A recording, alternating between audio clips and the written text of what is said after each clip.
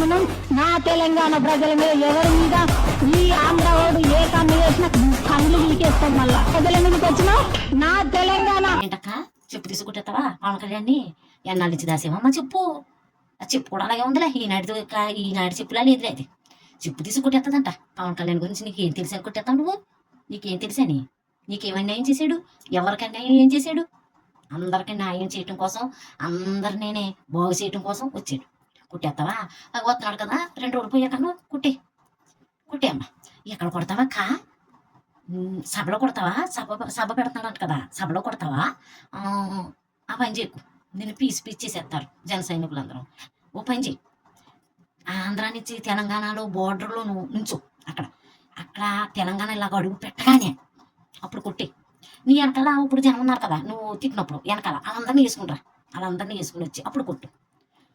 నువ్వు ఎలా చెప్పమంటే అలా చెప్పావు అలా కూడా చెప్పలేదు ఏదో బట్టి చెప్తారు చూడు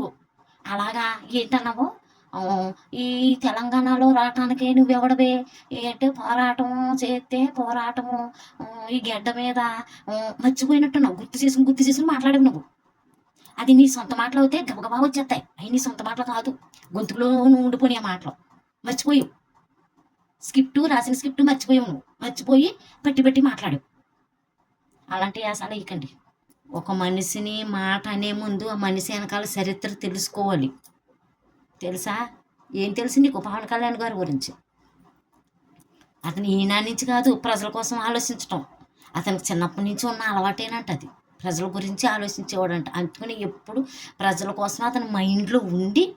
కోట్లు సినిమాలో వచ్చిన డబ్బులు కూడా ప్రజలకు ఖర్చు పెట్టి ఇంకా రాజకీయ నాయకుల చేతుల్లో వీళ్ళందరూ బలైపోతున్నారు వీళ్ళందరినీ రక్షించాలి ఎలాగైనా వీళ్ళందరినీ కాపాడాలని ఎలాగైనా సరే ఓడిపోయి గెలిచాడు ఓడిపోయి గెలిచినోడే పెద్ద నాయకుడు తెలుసా అంతేగాని ఇలాగ రాజకీయంలోకి వచ్చిన వెంటనే గెలిచేయటం ఇది కాదు అమ్మా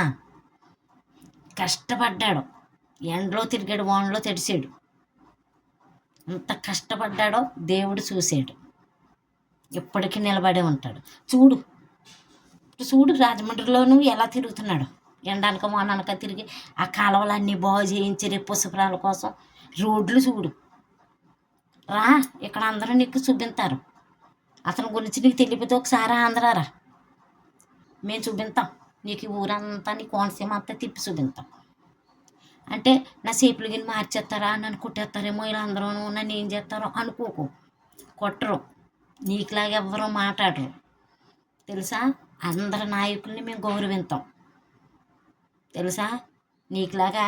ఇక్కడ ఎవరితో మాట్లాడదు అలాగా నోరు జారదు అతని గురించి చూసి తెలుసుకుని అప్పుడు మొహం ఎక్కడ పెట్టుకుంటావో పెట్టుకుని వెళ్ది కానీ నువ్వు అతనంట అక్కడికి వస్తే సభ ఆపేస్తారంట రానివ్వరంట హైదరాబాద్ ఆపేస్తారంట ఏ బాబు ఇప్పుడు కొత్తగా వస్తున్నాడు అతను హైదరాబాదు ఇదే రాటమా అతను ఆ అన్నగారు లేరా ఆ అమ్మ లేదా కోట్లు వీళ్ళన్న ఎన్ని సినిమాలు తీయలేదు అతను అభివృద్ధి పరచలేదా అక్కడ ఏమిని చెప్పు తీసుకుంటేస్తుందంట ఇలాగా 4-5 ఆడవాళ్ళు ఉన్నారు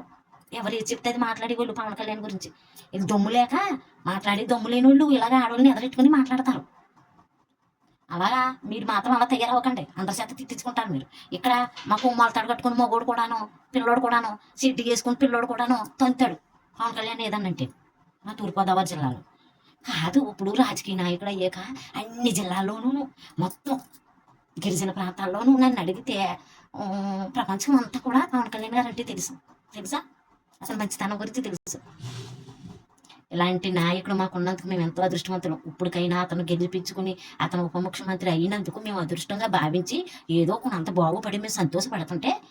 చెప్పు తీసుకుని కొట్టేస్తావా నువ్వు అలాంటి పిచ్చి మాటలు మాట్లాడకుండా నోరు మూసుకుని ఇంట్లో బయటకు రాకు ఈ 2 రోజులు జాగ్రత్త